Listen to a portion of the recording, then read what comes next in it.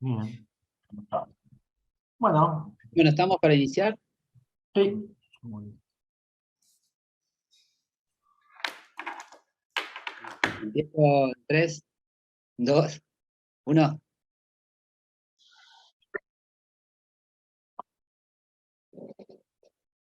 Hola, buenas tardes. ¿Cómo andan? Buenas. Buenas. Hola. Buenas tardes. Bueno, nos presento así, inician tranquilo eh, este encuentro.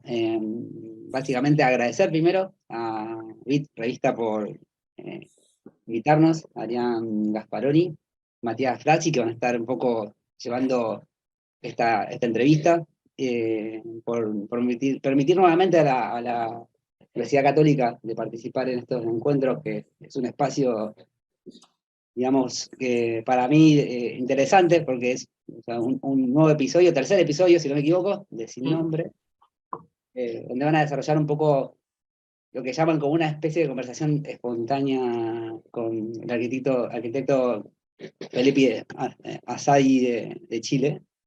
Y bueno, para ellos también invitaron bueno, hablando con Adrián y Matías, se le ocurrió invitar a docentes de la casa, así que sumamos a diferentes, como esto es medio federal, tenemos distribuido un poco por toda Argentina algunos, digamos, diferentes sedes. Mariana Peirano está desde Rosario, en Santa Fe, digamos, también está Carmela Fili en Santa Fe, digamos, capital, y tenemos a Maximiliano de, de, de Posadas, así que un poquito distribuido. Así que nada, destacar algo importante para mí que hacen Adrián y Matías rápidamente, que es este encuentro, digamos, arriesgado, de un poco atravesar un formato distinto a los típicos de lo que tenemos a veces, que son conferencias, charlas, bienales, encuentros, digamos, que son, digamos, de tipo directamente para hablar de obra construida, y acá nos centramos, o creo que se centra en ellos, en esta idea de la conversación espontánea, que creo que es lo más lindo de su, de su forma de pensar estas conversaciones, que no se centra en esto, en la arquitectura directamente, sino en la persona, en Felipe Azad en este caso,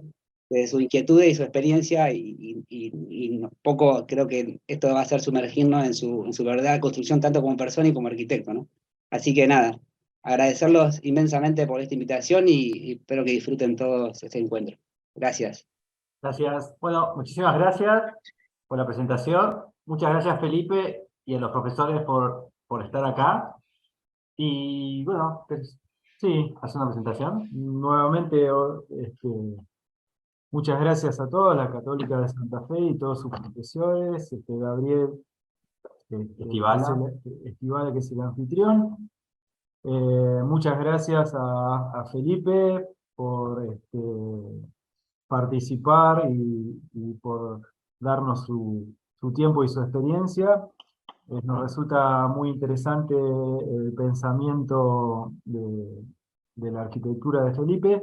Y bueno, un poquito como redondeando lo que decía Gabriel, justamente lo que nosotros intentamos hacer es un ciclo de crítica arquitectónica con un formato descontracturado diferente al de los colegios de arquitectura o de las universidades o de las conferencias donde se habla de la obra en sí del invitado, sino que lo que nos interesa sobre todo es el pensamiento crítico del arquitecto invitado, y básicamente su forma de pensar y su experiencia. Que, como esto no está guionado, simplemente tiene una serie de preguntas que son disparadores, o sea, sabemos dónde comienza, pero no dónde puede terminar este show. Exactamente, la charla. Así que bueno, es lo que más interesante nos parece y es un poco lo descontracturante, ¿no? Es una charla, llamémosle como una charla de café, pero en Sin vivo. café. Así que, bueno, muchas gracias Felipe, bienvenido. Gracias a Bueno, ustedes por la invitación. siempre empezamos siempre empiezo como la misma pregunta, que es sobre la ciudad del arquitecto, antes de empezar con las preguntas programadas, hasta que nos vamos agilizando. Entrando en clima. Primero, ¿qué tal hoy la ciudad la ciudad de Santiago? ¿Cómo la ves a Santiago? ¿Qué te gusta de Santiago? ¿Qué no? ¿Qué no te gusta de Santiago? Uy, a ver, yo creo que la ciudad donde uno vive siempre a uno le gusta, ¿eh? Si no, no viviría ahí. Parto por eso. Creo que un montón de veces me cuestioné dónde vivir y viajé mucho, he viajado mucho, he conocido muchas ciudades. Me parece que Santiago tiene una escala, un tamaño y una relación entre los servicios que a mí por lo menos me conviene mucho. Yo creo que cuando a uno una ciudad le conviene, en ese sentido, es una ciudad que es muy vivible, ¿no? Creo que me parece que las ciudades son unas especies como de maquinitas de habitar y esa máquina tiene que funcionar. A eso me refiero cuando funciona o no funciona, ¿no? Por supuesto que hay ciudades más lindas, hay ciudades más feas, hay ciudades más encantadoras, menos encantadoras, qué sé yo, con más historia, con menos historia, pero aquí uno tiene que conjugar una serie de cosas que tienen que ver con la familia, la vida, el trabajo, donde uno vive, cómo la vive, y a mí me funciona. Hay una, Podría no vivir, por ejemplo, en otras ciudades que me han parecido en las que he trabajado, pues, como Guayaquil o Guatemala, que jamás viviría y me parece que son unas ciudades que a mí no me funcionan como persona, ¿no? Otras como Río de Janeiro me funciona perfecto, me encantan. Una ciudad como Buenos Aires o como Milán, que son un poco más, yo soy bien urbano en ese sentido, me gusta la cosa llena de movimiento, con los servicios ahí en la puerta de la casa, con el transporte muy fuerte ahí afuera. Soy poco como de lugares más rurales, menos urbanos. bien. Viste que está esta cuestión ahora, bueno, que Barcelona la está llevando a cabo, y otras ciudades tal vez Buenos Aires también. Esta cuestión que es medio como imposible, ¿no? De hacer todo a 15 minutos, ¿no? Como que uno tiene que hacer la ciudad, vivirla a un rango de los 15 minutos, ¿no? 15 minutos, moverse dentro de esos 15 minutos y por eso están las ciclovías, ¿no? Todo este nuevo urbanismo sustentable. Santiago es una ciudad posible en ese sentido de los 15 minutos? O aparte también vos lo ves como algo, llamémosle de marketing. Viste que hay como un marketing que se pone de moda de, bueno, edificios, Sustentables. ¿cómo es que te llaman? Lit. No, más lead, de la ciudad de los 15 minutos, bueno, no, tal o cual cosa. Eh, ¿Vos pensás que hay algo de marketing en eso y que cuando pase... No, mira, no sé si es marketing, tampoco sé que es bueno si es malo tener todo a 15 minutos. Yo creo que si uno, a ver, si existe un transporte público o privado, público digamos en este caso, que sea capaz de cruzar la ciudad en 15 minutos sin espera, puede ser, ¿ah? Eh, Habría que ver qué tipo de ciudad tiene que ser esa, o qué tipo de transporte estamos inventando. Ahora, yo siempre he pensado que esto de los 15 minutos no te lo tiene que dar la ciudad, lo tiene que elegir uno, ¿no? Si es uno el que se arma su radio de 15 minutos, con las condiciones de transporte público o de transporte privado, las que sea que uno usa, digamos, en esa ciudad, uno va a elegir trabajar a 15 minutos de su casa, educar a sus hijos a 15 minutos de su casa y a 15 minutos de su trabajo, y así sucesivamente, y ver siempre he pensado que las ciudades, mientras más grandes son, se van componiendo de más centros y por lo tanto cada centro conlleva también su propia periferia y esa periferia genera ciertos roces, ciertas segregaciones, tanto residenciales como de infraestructura y por lo tanto viales entre estos subcentros. Si uno se mantiene dentro de un centro, ¿no? Funciona. Lo que pasa en Santiago, por ejemplo, es que cuando uno tiene que cruzar de un centro a otro, por vías troncales o vías periféricas, es ahí donde se tranca la cosa, ¿no? pero por ejemplo, no sé, si uno vive en un barrio o en una comuna, trabaja en esa comuna y los niños, los hijos están en el colegio en esa comuna y en general uno intenta generar productos o servirse de servicios de ese mismo lugar, no debería tener ese problema, ¿no? Dentro de la misma ciudad. Sí.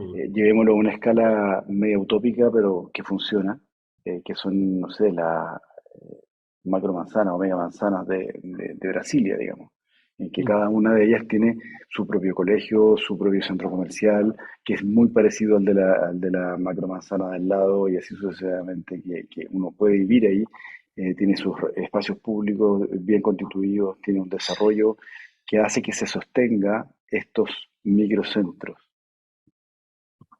Bien, bien. Y volviendo a Brasilia, ¿cómo sentís esta cuestión de la ciudad creada a tabla rasa, de estas ciudades modernas, y ahora que estamos volviendo más a esta cuestión más como espontánea, ¿no? Como que la ciudad es parte de todo un ciclo, ¿no? ¿Cómo ves estos dos, este urbanismo moderno, que bueno, que era como, ¿no? La ciudad, la arquitectura Sí, moderna, inventar una ciudad nueva o y edificios nuevos, sin ¿no? historia. Claro. Y lo nuevo, ¿no? La contemporaneidad que ha cambiado eso. ¿Vos dónde te sentís más cómodo? Eh, bueno, yo siempre me voy a sentir más cómodo donde me funcione mejor la cosa y las cosas funcionan, como te decía antes, cuando están ciertamente programadas o diseñadas. ¿Ah? Creo que los extremos no son buenos. Me parece que tanto en el caso de la ciudad diseñada como en el de la ciudad espontánea, hay un tamaño máximo, una escala máxima en la que las cosas dejan de funcionar. Y en ese momento se empieza a generar una nueva, ¿cierto? Mm. Cuando deja de haber un equipamiento determinado en un punto y empieza a haber la necesidad de dicho equipamiento en otro punto de la ciudad, se empieza a generar un nuevo centro. Y ahí empieza una nueva vida. Y entre ese centro y este otro centro se empieza a formar una carencia, un déficit, ¿cierto?, de ciudad, en que se empieza a notar esta especie de efecto de periferia, en la cual las cosas empiezan a no pasar, ¿cierto? Empieza a haber una suerte como de, de caos o de desorden. Entonces, ¿hasta qué punto podemos hacer crecer una ciudad, ya sea diseñada o espontánea, para que los habitantes la puedan hacer funcionar bien? Bien. Finalmente somos Y nosotros vos, los que hacemos la ciudad. hablando de ciudad, la gran mayoría de tu obra está fuera de la ciudad, digamos, Sí. en el territorio. ¿Vos, eso es porque sí, porque se te dio, o porque, o porque tenés este, te interesa más actuar en el territorio y no, llamémosle, en una trama urbana? Y mira, no conozco el porcentaje, pero yo creo que el territorio urbano de Chile no debe superar el 5%. Por lo tanto, ahí hay un indicador que es bastante claro, digamos. Yo no elegí hacer lo que hice fuera de la ciudad, se dio, me lo encargaron ahí. ¿Y dónde te Eh, sentirías, dónde te sentís más cómodo actuando? Trabajando, Sí, me da igual, me en da el igual. lugar. Me Ah, qué parece bueno. que tanto la ciudad como el campo, la cordillera o qué sé yo, las áreas rurales tienen sus propios requerimientos y así como uno puede encarar un encargo de distintas tipologías o de distintas escalas, también puede encarar encargos, tiene que saberlo hacer en los distintos territorios, digamos. ¿Ah? El paisaje para mí es uno solo, finalmente. El paisaje de la infraestructura, el paisaje urbano, es tan válido o valioso como el paisaje natural.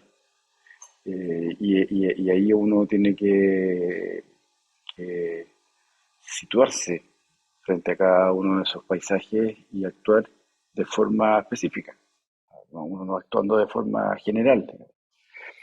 Ahora, me ha tocado lo otro, también he hecho casas en la ciudad, pero, pero, pero mis encargos se han ido hacia un sector, digamos, hacia una tipología, que es más la vivienda unifamiliar privada. y que se ha desarrollado mucho más en sectores fuera de la ciudad.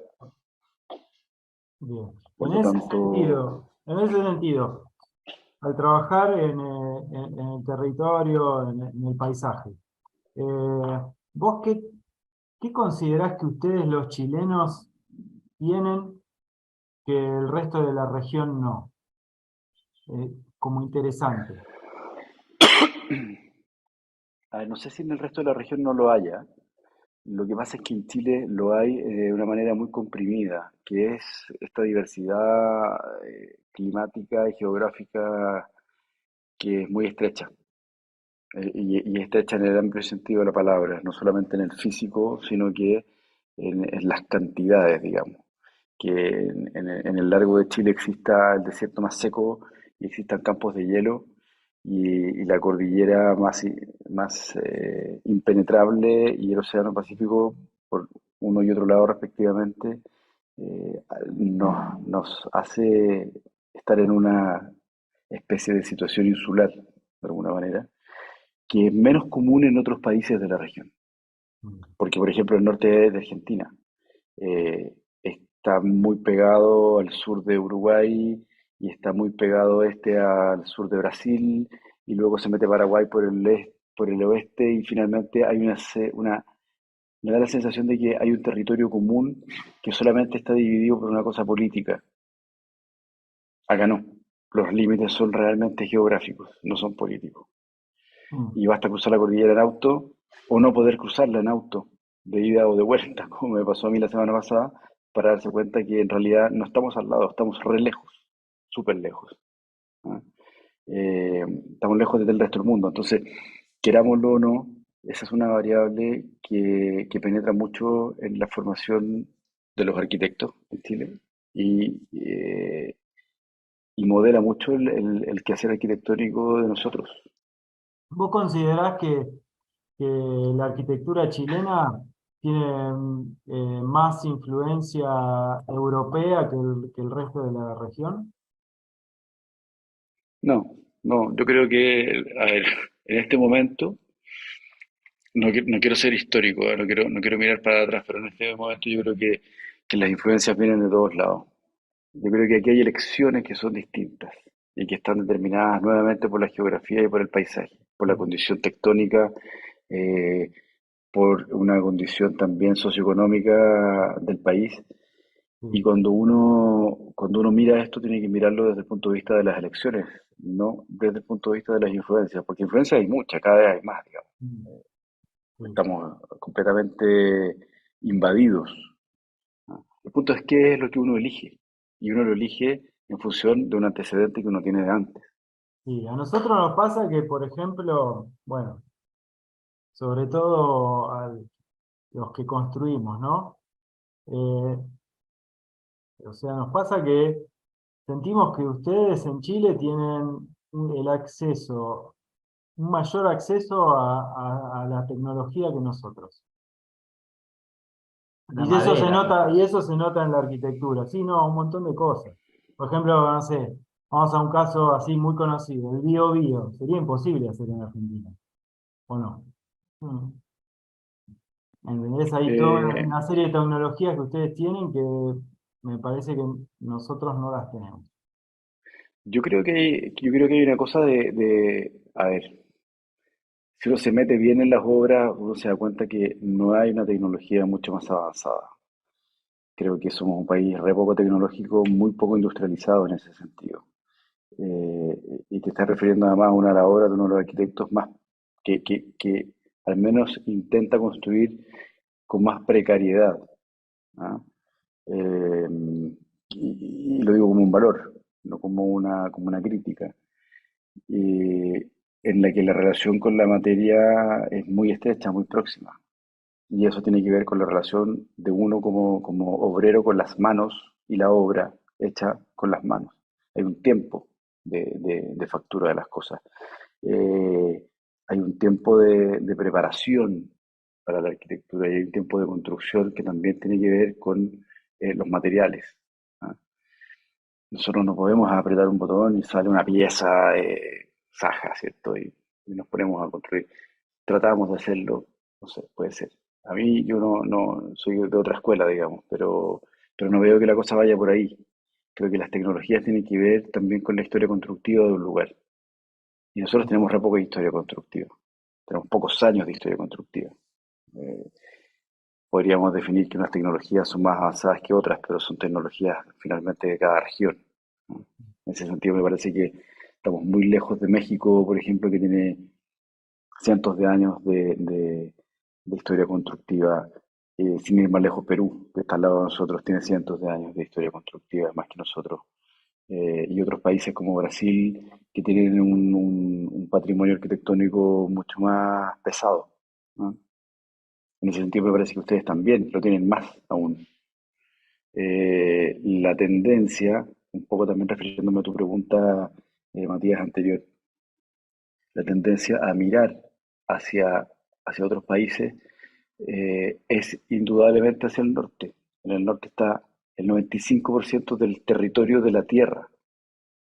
El resto está en el hemisferio sur, Sí, ¿no? ujú, Si tú miras el globo terráqueo desde abajo, te vas a dar cuenta que solo se ve Chile y Argentina. Y están así que si te paras en Cabo de Hornos y te das la vuelta al mundo en forma paralela, llegas a Cabo de Hornos, no te topas con nada, ¿no? En cambio, en el hemisferio norte está todo el resto del mundo. Entonces, es normal que las industrias culturales estén ubicadas al norte. Es normal que los países desarrollados, por lo tanto, estén ubicados al norte. Entonces, es normal que nosotros históricamente hayamos mirado al norte para informarnos. No tiene mucha ciencia ni otra lógica, digamos, ¿no? Entonces, que ustedes estén más cerca de Europa, porque solo cruzan el Atlántico y no tienen que cruzar la cordillera de los Andes, los ha dejado también mucho más cerca de una industria cultural importante que sí tiene muchos cientos de años de historia constructiva. ¿Cuánta arquitectura anterior a que existiéramos nosotros tiene Italia?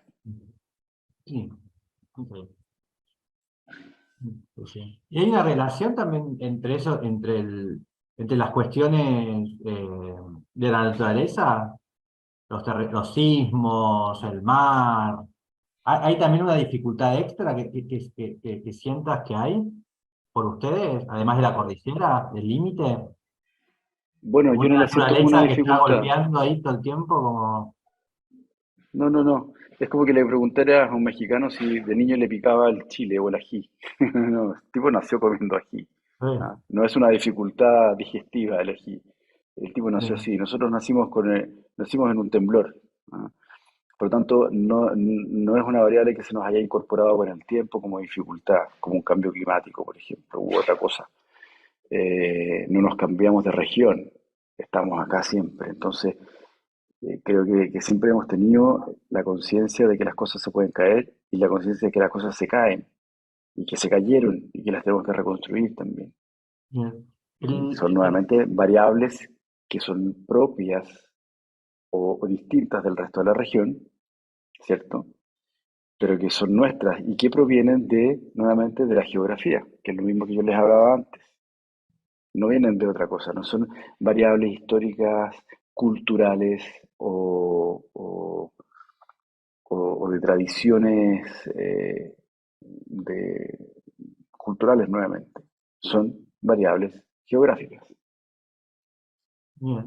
Bueno, empezamos con las preguntas que te hemos mandado. La primera, ¿allá hay diferencias entre una vivienda contemporánea y una moderna? La vivienda moderna tiene escala de 100 metros cuadrados, la vivienda contemporánea de 500 metros cuadrados. ¿Cómo mantener la escala de hogar en 500 metros cuadrados? Esta Eh, referencia iba a estas cuestiones de las case study, ¿no? Las casas modernas que eran como pequeñas, ¿no? Tenían dos cuartos, un comedor, y ahora la casa contemporánea, ¿no? Que tiene el microcine, el gimnasio, ¿no? Que tiene un montón de sí, elementos que agranda todo, ¿no? yo creo que en ambas épocas hubo de ambas escalas. Eh, a mí me parece que en el tema de la vivienda privada uno puede encontrar lo que quiera, lo que el cliente pida, digamos. Hemos pasado años sirviendo a un cliente en ese aspecto, en ese tema de la arquitectura. Eh, y por lo tanto, La diferencia que yo podría poner en ese caso de las case studies, que es un experimento de casas sin mandante, ¿cierto? Son paradigmas habitacionales posibles, utopías, que se transformaron después en paradigmas constructivos, ¿cierto? Y en una tipología, y en un movimiento. Eh, Eso mismo está pasando ahora también, tampoco estamos tan lejos, o sea, hemos llegado a un reduccionismo de la vivienda que perfectamente se podría haber encontrado en el año 50, en el año 30. La tiny house, transportable, modular, portátil, es algo que es un fenómeno mundial que está pasando ahora y estuvo pasando también hace 20 años probablemente y estuvo pasando 20 años antes, ¿no? Entonces, no veo que en términos de época o de estilo exista una definición tipológica. No, no me parece. Por otro lado, me parece que hablar de arquitectura contemporánea como tipología no es del todo correcto en el sentido de que la casa moderna fue contemporánea en su época, ¿cierto? Y por lo tanto podríamos haber iterado la misma pregunta en esa época, con respecto a la casa bosartiana o a la casa Tudor o la que fuese en el momento que fuese el caso de hacerse la pregunta. ¿Pero no crees hay un concepto contemporáneo que es actual, que en todo caso siempre, como que, bueno, la modernidad, un proceso, y ahora estamos en otro proceso que ya no entra en la modernidad, ya no entramos en las reglas, en las normas, en los manifiestos, o sí, o crees que todavía hay algo de eso que todavía sigue. Bueno, yo creo que siempre hay arquitectos que son más canónicos y fueron también un poco educados en esas escuelas más canónicas y que actúan bajo ciertos manifiestos, ¿ah? Eh, yo creo que tiene que pasar un buen tiempo antes de que se sumen hechos culturales, y en este caso arquitectónicos o de arte, para generar, para ver si se generan tendencias y para ver si esas tendencias generan movimientos. Movimiento significa trasladarse de un lugar a otro, trasladarse de un lugar culturalmente hablando a otro lugar culturalmente hablando. Bien. Esos son los movimientos que hacen que exista un tal movimiento moderno, en este caso, del que estamos hablando, ¿no? Eh, pero toda la vida hubo cánones, ¿cierto? La arquitectura clásica tenía sus cánones, la arquitectura moderna rompió con los cánones clásicos, después vino un postmodernismo que trata de romper los cánones del modernismo, pero tampoco propone cánones nuevos. Sí. ¿Y hoy qué Yo son creo los que no estamos cánones en una estos? época, yo creo que Claro, no. hoy, por ejemplo, hoy en día, ¿no? ¿Cuáles serían? ¿Cuál sería, llamémosle la Ville Savoie o la Casa Sí, o Farnsworth, los elementos. que va a ser museo en el futuro, llamémosle? Porque, viste, es como que esos manifiestos, hoy por hoy, que es una crítica que nosotros No también solemos existen. hacer, se han convertido en realidad en museos, más que Sí. casas, ¿no? Pero hoy existe ese concepto. ¿Vos llegás a pensarlo en un momento? No, y la verdad es que es una pregunta muy loca porque no me la había hecho nunca. Para eso estamos. Sería tan fácil además hacer arquitectura si uno tuviese una especie de manual, ¿cierto? En que tenemos que cumplir con 5 puntos. ¿Ah? Exacto. El techo tiene que ser jardín, la ventana tiene que ser corrida y otros puntos más y bla, bla, bla, y uno le agrega uno, le quita otro y listo. Y se transforma en una especie de manual del arquitecto. En Richard Eh, entra. en todos los modernos. Y Bueno, de mientras hecho, más te ajustes a las las normas, casas Case Sí. desaparecieron todas. No sé si queda alguna. No, están todas. No, viven todas. ¿Sí? Sí. bueno, Yo pero pensé que fíjate que lo que habían sido pasó en la otras. historia, No sé, hay que ver, para mí están todas transformadas.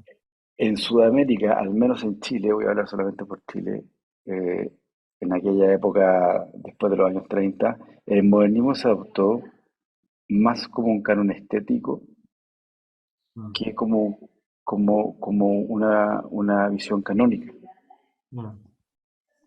Y vos participaste en Ocho porque no Quebradas. aplicaba a todo. Vos participaste en Ocho Quebradas. ¿Ocho Quebradas no sería un concepto también de hacer un manifiesto de casas? ¿O tiene esta cuestión de que una persona compre la casa de un arquitecto ya hecha, ¿no? ¿No hay algo también de ese sueño moderno? No, lamentablemente no, y podría haber sido una gran oportunidad. A ver. Existen ciertas reglas, pero no son reglas desde el punto de vista de los órdenes de la arquitectura o de un nuevo orden de la arquitectura. Hay un ordenamiento territorial probablemente que está supeditado a un fraccionamiento de un barrio. Hay un grupo de arquitectos buenos elegidos por alguien que dijo que eran buenos, ¿ah? Y de los cuales yo tuve la suerte de participar, digamos, y nada más, y un par de juntas entre todos, en que dijimos, bueno, ¿qué hacemos aquí? ¿Cómo lo hacemos? Lo hacemos todo del mismo color, lo hacemos todo de... Pero no hubo una reunión, ni unas reuniones, como podrían haber sido los SIAM, ¿cierto? En que uno dijera, pensemos cómo tiene que ser la casa de ahora en adelante, la casa del futuro. No la que estamos haciendo hoy, no la contemporánea, sino que la postemporánea. Pensémosla, pensémosla entre los japoneses y los chilenos, por ejemplo. Hubiera sido alucinante. Y que hubiéramos dicho, yo propongo que no existan, no sé, ventanas, que ahora existan solo vanos, y que la forma de mirar sea de tal manera, y que la forma de acceder sea de tal manera, y que la forma de habitar sea así o así, y que eliminemos el concepto de pasillo, ¿cierto? Y el concepto de dormitorio, y lo eliminamos. ¿Y cómo lo hacemos? Bueno, inventémoslo. Toda esa cosa, esa conversación no hubo, no fue. Lo que ¿Vos sí pensás hubo, que, vos pensás que la globalización y el atentado continuo del avasallamiento de imágenes este, justamente tira en contra la búsqueda de pensamiento? lo que tira en contra es el tiempo que uno tiene. Probablemente uno tiene menos tiempo. Mm. Y tener menos tiempo para trabajar significa que uno tiene menos tiempo también para pensar cómo trabaja, ¿no? ¿Y por qué crees que se Eh, da eso? Porque, como tú mismo dijiste, hay más comunicación, mucha más interacción entre un lugar y otro, mucho más traspaso de informaciones, de esto mismo que estamos haciendo.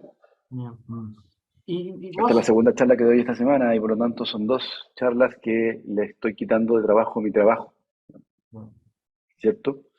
Entonces, hay menos tiempo para estar pensando, hay más viajes, hay más conexiones, hay una serie de otras influencias que antes no estaban. Mm. Imagínate que cuando Wright fue a hacer un hotel a China, solo hizo ese hotel en China. Tuvo que viajar en barco y se quedó.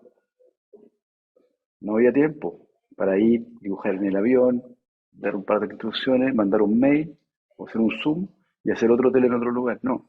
Entonces, la relación del arquitecto con la obra, desde su concepción hasta su terminación, era muy próxima. Y a lo mejor sí había tiempo para sentarse a pensar cómo queríamos hacer las cosas de ahora en adelante. Un grupo de personas que tuvo la oportunidad de hacerlo, no lo hizo. No lo digo como una crítica, porque aquí el encargo fue otro. El encargo fue, hagamos un parque de arquitectura en el que la arquitectura sea el motor principal, no el encargo del cliente, y tampoco el cliente. Nadie que te venga a decir cómo tienes que hacer la cosa. Tú la vas a hacer como tú crees que tienes que hacerla, y lo principal es la arquitectura en el lugar y su arquitectura. Mm. Obviamente hay un programa básico, mínimo, y un presupuesto, Mm. pero no está la voluntad de un cliente que quiere las cosas como él quiere para que tú las interpretes. No, esa interpretación no existe. Entonces le estamos quitando una variable de la arquitectura súper importante, que es quién la va a vivir. ¿A quién le Sí. interesa hacer un museo de arquitectura? ¿Por qué crees que Ordos fracasó? Mm. ¿Y cómo fue esa experiencia? Porque casi siempre, siempre pregunto cuáles son las primeras preguntas que un arquitecto le hace al cliente, ¿no? Muchas veces te puedo preguntar, bueno, ¿por dónde empezar? Tengo que decir, bueno, en la reunión con el cliente empezamos a hablar de tantos temas. Y en este caso, ¿Cómo iniciaste sin esa conversación? ¿Fue una conversación? ¿Te inventaste un personaje? ¿El personaje eras vos? ¿Quién era la persona que iba a habitar esa casa que no se sabía quién era? Yo creo que ahí hay mucho como del autoencargo. Eh, Obviamente uno se sitúa como el personaje principal. ¿Ah? La casa era para vos. Sí, sin pensarlo y sin quererlo, sí, puede ser. Pero yo te diría que tampoco, ¿ah? Yo te diría que eh, yo por lo menos, y es lo que alcancé a conversar de las reuniones que tuvimos, en las que cada uno opinaba un poco, estaba preso con el Rickhausen también en el minuto, en el proyecto después salieron, pero las conversaciones con Alejandro Aravera también tenían que ver como con cómo hacemos algo cuya naturaleza sea intrínsecamente esa cosa, digamos, y no esté influenciada por otras variables. Mm. ¿Cómo yo pretendo que sea la casa? La casa. ¿Cómo es la relación de los recintos en la casa? La casa hecha por mí, no necesariamente para mí, porque yo también tengo una familia, tengo una mujer que es mi clienta cuando hago una casa para mí, tengo unos hijos que también son mis clientes cuando hago una casa para mí, ¿cierto? No, también despojándonos de nosotros mismos como el cliente, ¿cómo tiene que ser la casa? ¿Cómo la casa como programa, como tipología, se enfrenta a este lugar en particular? Y se enfrenta a otras arquitecturas que están al lado, muy pegadas, por cierto. Eh, ¿Y lo conoces al y cliente de ahora o todavía no se vendió la casa? no, todavía no se hizo. No se hizo. ¿No se hizo o no se vendió? No, no se ha hecho porque no se ha vendido, porque Ah, esas casas se van haciendo a medida que se venden. ok. ¿Y cómo te imaginas que esa persona sea? ¿Es Es chileno? que como te digo, ¿Japonesa? no, es que como te digo, no me imaginé una persona. Ok. Es más, una vez que, un tiempo después, esa casa han venido a verla un par de prospectos de clientes que podrían decidir comprarla y hacerla. Y yo me he hecho la pregunta al revés. ¿Cómo sería la vida de este personaje que está acá en esa casa? Claro. Porque la casa ya tiene una personalidad propia, ¿no?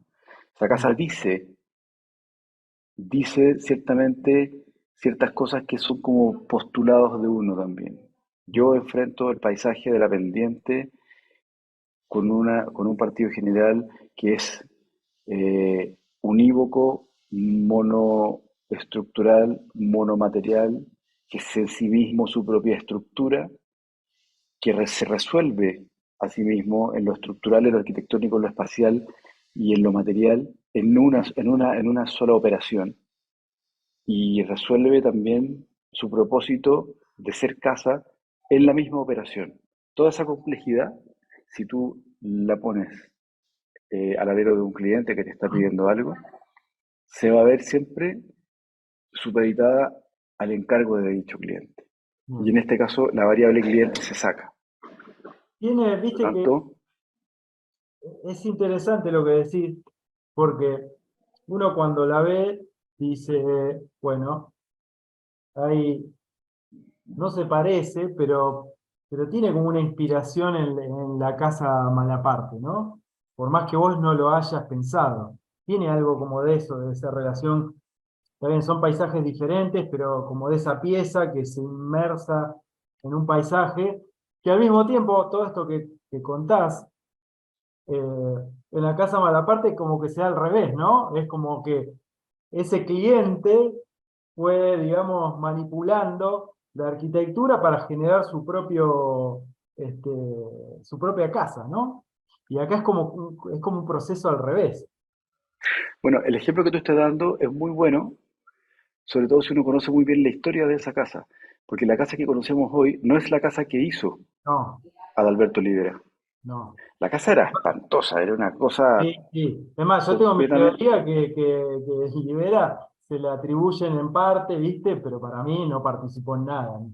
No Muy participó en diferente a todo nada. lo que Yo viste allí, aparte. he visto la casa original y no tiene nada que ver. Lo único que tiene que ver es No, que tiene como un desnivel, digamos. sí, sí. Eh, pero el resto la hizo el dueño de la casa, la hizo el cliente. Y ese es el gran valor de la casa. Que por cierto es de las casas que menos me gusta, ¿no? Por su emplazamiento, por su posición, por su envergadura. porque se plantó arriba del piano, digamos, ahí, y bueno, tiene sus atributos, obviamente, pero, pero esa es una casa completamente influenciada por el cliente. Bien. Y en ese caso, ¿no? Eh, viste que hay veces que el cliente es una piedra en el zapato, ¿no? Y hay veces que, digamos, te da cierta libertad, y hay veces que vos tenés un diálogo como fraterno, ¿no? En todos estos años que vos generaste arquitectura, ¿cuántos te han tocado de los buenos? Todos tienen su lado bueno y su lado malo. Tienen de ambos, yo creo. Pero en general yo te diría que casi todos han sido más proactivos a la arquitectura que restrictivos. Generalmente no. Han hecho de Felipe un mejor profesional? Sí, sí, sí, sí, de todas maneras. Y yo creo que es un círculo virtuoso, Bien. porque en la medida que uno vaya puliendo el trabajo que hace y lo vaya definiendo, y eso es re importante, tener una definición, finalmente el cliente te va eligiendo por eso. Hay una selección natural Sí, bueno, me imagino que ya a esta altura de tu carrera te vienen a buscar por lo que vos hacés. y no por lo que no haces. Claro. ¿Sí? Pero también me ha pasado que me vienen a buscar por lo que todavía no hice. Eso es Y está bueno, esa Eso es duda. bueno. eso es Sí. mejor. Bueno, pasamos a la segunda pregunta, que dice, la ciudad moderna ofreció al ciudadano trabajo, entretenimiento. Hoy parece que la vivienda contemporánea debe resolver el home office, el entretenimiento, el entrenamiento, la vivienda. Cada vez se exige más a la vivienda. ¿Qué sucede en la ciudad contemporánea y al habitar? ¿Qué pasó ahí que la ciudad dejó de dar a al ciudadano? Yo creo que está ahí. Es el ciudadano el que la abandonó, porque se ¿Por qué? empezó a contaminar con otro tipo de cosas, digamos, y se sigue contaminando y va a ser cada vez peor. Mm. ¿No? Sí, es como que somos más individualistas cada vez. Y estamos más conectados con las redes y menos conectados con la realidad, y la realidad es la ciudad, digamos, y el espacio público está ahí. No se convirtió en otra cosa. El que se convirtió fue el usuario. Y llévalo al interior de la casa. Los niños ya no están en la sala, están en su teléfono. Es cierto. Tenés Entonces la razón. gente no está en el parque, está también dentro de su pantalla, dentro de su mundo propio, dentro de su... Bueno, hoy ¿Crees? justamente Sí. leí una noticia que Ah, me pareció como espeluznante, que hay como una nueva escuela, ¿no? Que a los niños están volviendo a hacer aritmética, matemáticas con lápiz y papel. Como, digo, ¿cuándo se dejó de mm. usar el lápiz y el papel? Y hay escuelas ahora como más modernas, como Más pro. más pro, que los hacen tipo usar el lápiz. Digo, lo estamos volviendo locos. ¿Crees que no tiene retorno esto? Eh, no sé, pero creo que están nosotros, los de esta generación, hacer que haya un retorno, porque los chicos ya nacieron así, Mm. son nativos de este sistema. ¿Vos dibujás a mano? Sí, todo el rato, todo el tiempo. ¿Tenés un Todavía lapicero? ¿Eh? Ah, bien. Bien. también lo hago en el computador y también lo hago en el iPad, pero sí, porque yo fui educado así, yo aprendí así. ¿No? Hay una cosa que además ya no se aprende, que es el tema de la escala. Pues nosotros cambiamos de escala. El otro día, no sé con quién hablaba, con algún arquitecto hace poco. Decía, nosotros todavía en las cartas de honorario ponemos planos eh, 1 a 100, y después en el desarrollo pasamos a 1 a 50, y después 1 a 20, y los cobramos como etapas de desarrollo del proyecto. ¿Qué estupidez es esa ahora? Porque en realidad lo que estamos haciendo es imprimir más grande o más chico. Claro. Pero el pensamiento del desarrollo de un proyecto de arquitectura desde la aparición o desde la consecución del CAD, no como una herramienta de dibujo, sino como una herramienta de pensamiento, que es muy distinta, eliminó el concepto de la escala. Y entonces uno trabaja uno a uno todo el tiempo. Lo que pasa es que después imprime a escalas distintas, que son convenciones. Antes no eran convenciones, antes eran realidades. Se pensaba a escala 1 a 100 y se trabajaba para esa escala. Y después se dibujaba a escala 1 a 50 y se pensaba para esa escala. Y después a 20, y a 10, y a 5, y después se construía. Todo ese proceso ya no se hace, o al menos no se piensa. Si se hace es una resultante de una convención, ¿sí o no? Sí, sí. En qué momento tú tuviste la oportunidad, tú digo, nada más, me refiero a un arquitecto de 25 años, que se educó con un computador, no con un lápiz que tenía una punta distinta para expresar cosas distintas, ¿sí o no? Y que no tuvo a su haber entonces la posibilidad de mirar un plano y decir, esto está proporcionado, lo veo entero. Ya no lo veo entero, veo un pedacito siempre. Sí. Hay una pantalla, el plano no sé cuánto mide. No sé cuánto mide la escala de lo que estoy haciendo. No tengo No. esa percepción. Acordate cuando estoy pensando cuando éramos cuando era alumno, que cuando vos pasabas, tenías que hacer las entregas, se pensaba también en cómo ibas a presentar el proyecto según las escalas, ¿no? Porque vos dibujabas a mano en ese papel de 1 por 70. Entonces vos en ese 1 por 70 vos tenías que como coordinar todas las tareas, todos los planos y todas las cuestiones, o incluso el dibujo. Entonces, y es verdad, porque uno dibujabas en 1 en 20 con no sé, con un 6, en 1 en 100 con un 1. Entonces, y toda esa coordinación también visual se perdió, o con la maqueta es lo mismo. Eh, Exacto. Cuando dibujabas a mano o cuando cortabas con la tijera, ¿no? Pero eso desapareció. Sí. Es que Ahora la maqueta la hace la... es como la pérdida de los oficios, viste que, no sé, a ustedes les debe pasar lo mismo en las obras. Hoy por hoy encontrar un carpintero que te haga, viste, algo con una manufactura un poco más específica es como que es difícil, o un albañil, o bueno, o un herrero, digamos, ¿no? Es como, yo creo que hay seriamente se han perdido los oficios llevados tanto a la obra como, bueno, justamente al quehacer del arquitecto, ¿no? Bueno, hemos hablado demasiado, nos pedimos las preguntas y bueno, ya estamos casi como en 1 hora, así que le vamos a decir a los profesores si quieren hacer una pregunta. Si quieren, ya los docentes ya podemos arrancar con las preguntas de los docentes y ya vamos terminando el episodio. Sí, sí. Así que adelante, Gabriel, Maxi, Carmela.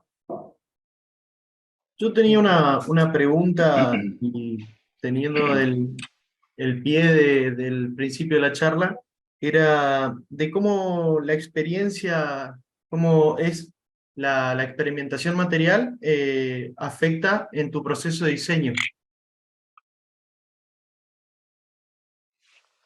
Perdona, ¿la puedes repetir?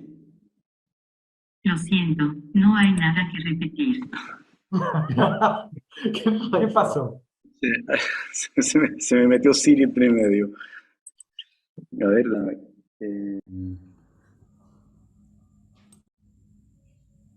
Ahora A ver, sí. Maxi, si puedes repetir la pregunta. Sí, cómo la experimentación material afecta al proceso de diseño, a tu proceso de diseño, sería.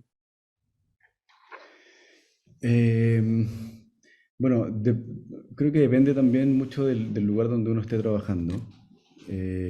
Yo creo que hay procesos que tienen que ver más que con el material, con la manera de construir. Nosotros cuando hicimos el Aguasi, por ejemplo, en las Torres del Paine, viajamos muchas veces y teníamos una idea en un principio de qué hacer ahí o de que teníamos que hacer un hotel ahí. Pero finalmente la decisión que tomamos fue ir a ver qué es lo que ellos podían construir y con eso poder nosotros ver qué es lo que teníamos que diseñar, es decir, diseñar para quienes van a construir, eh, también te sitúa en otro lugar respecto de una arquitectura hecha en Santiago para un lugar específico, ¿no? Obviamente también el tema de los materiales que siempre eh, tienen un grado de sofisticación propio, un grado de un modo de uso propio que hace que uno también diseñe con esas variables, ¿no? Bien. Carmela, Bueno, ahí vamos. Bueno, Felipe, un gusto. Gabriel, Matías, Adrián, muchísimas gracias también.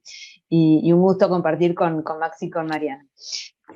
Felipe, yo con esto de este espíritu de las conversaciones espontáneas, y como le comentaba a los profes, cuando uno es profe de primer año, digamos, hay una suerte ya de tradición, que la vida del estudiante de arquitectura es muy sacrificada. Hasta hay cuestiones humorísticas al respecto. Y en todo caso plantean, digamos, que es una disciplina ardua, no para corazones frágiles, diría yo. Entonces, me gustaría invocar al Felipe estudiante de arquitectura, así en la distancia, en el tiempo, digamos, a ver si hubo algún momento en el que, digamos, de epifanía en el que se tomó conciencia de esta es mi identidad como proyectista, como diseñador. Bueno, a veces estamos tan desorientados en la currícula de arquitectura tratando de cumplir con todo. Es decir, bueno, a veces, digamos, el desafío que es ser estudiante de arquitectura, bueno, si hubo algún momento así de epifanía, este soy yo como diseñador, ¿en qué contexto, qué experiencia o colección de experiencias? Ay, mira, yo no sé, yo creo que uno se va formando con el tiempo sin mucho, como tú dijiste, sin mucha expectativa, ¿ah? Yo creo que durante los primeros años de estudiante, siempre digo que nunca entendí mucho de qué estaba haciendo. Nunca entendí los profesores, ni mucho menos los encargos. Muchas veces esto era una ruleta, uno llegaba con una cosa que lo encontraba terrible y te iba increíble. Y no lograbas entenderlo durante, no sé, un buen tiempo después. Y todo lo contrario, a veces uno llega con una cosa muy elaborada y qué sé yo, y te ve pésimo. Después me dediqué a hacer clases como ayudante de estos mismos profesores y seguía no entendiendo nada.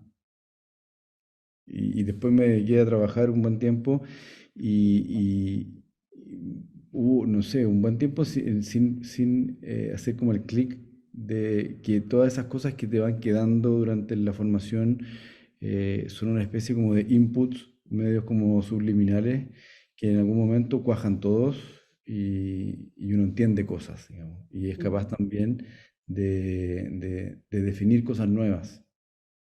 En ese momento a lo mejor pasa lo que tú dices, como cuando uno dice ya, esto aprendí y ahora en adelante esto soy, digamos, y esto enseño.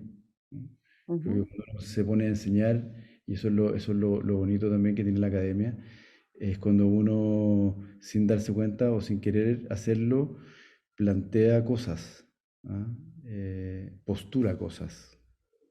Tiene una visión específica y propia y la logra o escribir o traspasar o decir o construir. Bien. ¿Alguna fortaleza, una debilidad, una estrategia de resiliencia que tenía ese Felipe estudiante de arquitectura? Es decir, esta es mi zona de confort y eso es el temor al que tengo que, digamos, sobreponerme para seguir adelante. Yo creo que, mira, a mí me pasó que tuve mucha obra muy temprana, recién salido.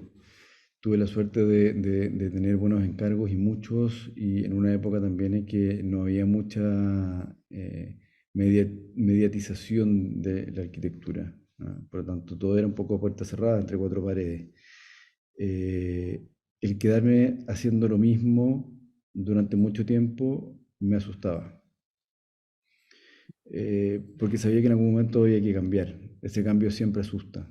En el momento me metí a hacer un magíster después de años de haber trabajado mucho, también como para hacer una pausa y básicamente, más que aprender de otras cosas, es como aprender de uno mismo. ¿Quiero realmente seguir haciendo esto?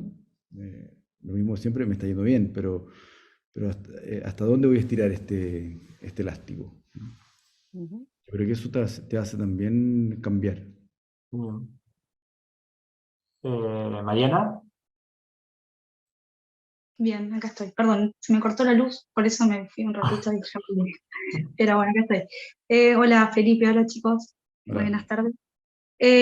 Bueno, siguiendo un poco con la pregunta, con la línea de inquietud que manifestó Carmela recién sobre la academia, ¿no? Como espacio de formación y de enriquecimiento para todos nosotros, mi pregunta está basada en el Felipe docente, ¿no? Felipe que se mantuvo en el ámbito académico más allá de ser estudiante, y estudiante joven y estudiante adulto.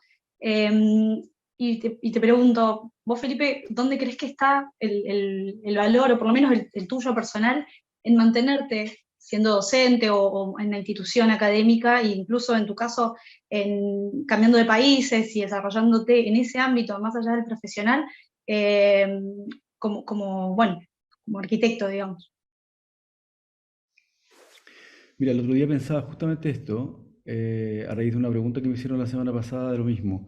Yo creo que a esta altura de la vida no concibo mucho la separación entre la disciplina y la profesión. Me parece que es una sola cosa. Me parece que los arquitectos tenemos que mantener al menos un porcentaje de nuestro quehacer en lo académico. Sí. Por supuesto que no todo se puede, ¿no? No todos lo pueden hacer. Pero me parece que en mi caso no veo que deje de hacerlo de algún momento y siga siendo de lo uno o de lo otro, ¿no? Bien. Ojalá lo pueda seguir haciendo, pero me parece que todos tenemos que hacer una contribución a la academia, Sí. desde el ámbito que lo hagamos. Y eso contribuye no solamente a la formación de los nuevos arquitectos, sino que contribuye también a la reformulación constante de nuestro propio trabajo. Porque es un cliché a lo mejor decirlo, pero uno también aprende cuando enseña. Quizás aprende más uno como profesor que como alumno. Y como sea, se genera esta bidireccionalidad que es demasiado sana y demasiado importante para el desarrollo del conocimiento, tanto académico como profesional. Me quedé sin otra vez. ¿Y vos crees que el haber ejercitado la docencia en varios países y sobre todo en la región latinoamericana contribuyó? Imagino que la respuesta es sí, pero ¿en qué contribuyó eso en tu labor profesional? Se enriquece obviamente cuando hay más inputs, ¿ah? Se enriquece cuando uno tiene que además enfrentarse a modos de pensar y de aprender y de enseñar distintos, porque las arquitecturas son distintas, ¿no? Estamos en la misma región, pero es muy distinto lo que está pasando en México, por ejemplo, lo que está pasando en Venezuela al mismo tiempo que lo que está pasando aquí o en Argentina. Y me interesa mucho esos procesos, digamos, de enseñanza-aprendizaje que hacen que las cabezas funcionen de manera distinta y que por lo tanto haya, querámoslo o no, identidades muy diversas. Bien. Bueno, muchas gracias. Gabriel, para finalizar. Queda como la última pregunta, Dale, así, sí. del minuto. Qué difícil. No, tenía muchas preguntas que creo que las fuiste contestando en toda la entrevista.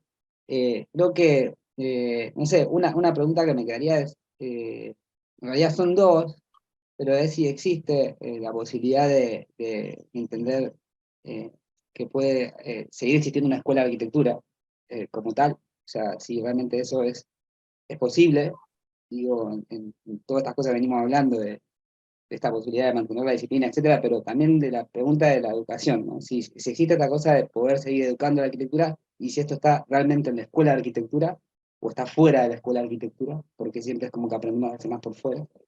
Entonces, la pregunta es, si existe eso, ¿cuál crees que puede ser el camino de mantener una escuela de enseñanza de arquitectura, ¿no? Hoy existen, ¿no? Obviamente, pero digo, creo que hubo muchas cosas en tu entrevista que dijiste, pero bueno, no sé, me gustaría que por ahí puedas como... ¿Se entendió la pregunta? Sí, sí. Yo de nuevo creo que depende de nosotros mismos hoy